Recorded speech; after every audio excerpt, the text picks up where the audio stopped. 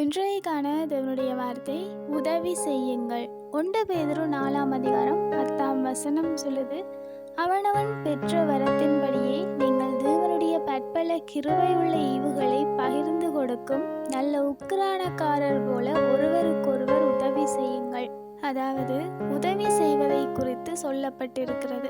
ஆனாலும் இதில் அவனவன் பெற்ற வரத்தின்படியே நீங்கள் தேவனுடைய பற்பல கிருபையுள்ள ஈவுகளை பகிர்ந்து கொடுக்கின்ற நல்ல உக்கிரானக்காரர் போல ஒருவருக்கொருவர் உதவி செய்யுங்கள் என்று சொல்லப்பட்டிருக்கு. உக்கிரானக்காரர் என்பது ஒரு எஜமானருக்கு கீழே நின்று அவருக்கு பணிவிடை செய்கிறதான ஒரு அதிகாரியை குறிக்கின்றது. உதவி செய்யும் பொழுது தேவன் எங்களுக்கென்று கொடுத்ததான சில வரங்கள், சில தாளந்துகளை மற்றவர்களுக்கென்று நாங்கள் பயன்படுத்த வேண்டும். தேவன் ஒவ்வொருத்தருக்கும் தனித்துவமான ஒரு வரங்களையோ தனித்துவமான தாளந்துகளையோ கொடுத்திருப்பார்.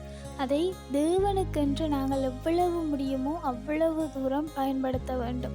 அதே போல எங்களுக்கு கொடுக்கப்பட்டதான வரங்களை மற்றவர்களுக்கும் பயன்படுத்த வேண்டும்.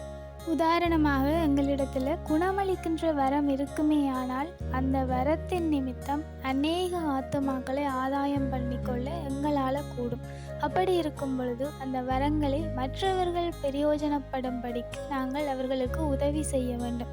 இதில் சொன்னது போல அவனவன் பெற்ற வரத்தின்படியே ஒருவருக்கொருவர் உதவி செய்யுங்கள். எங்களிடத்தில் தேவன் கொடுத்ததான வரங்கள், தாளந்துகள், ஆசீர்வாதங்களை மற்றவர்களுக்கும் உதவும் வகையில் நாங்கள் அதை பயன்படுத்துகிறவர்களாக இருக்க வேண்டும்.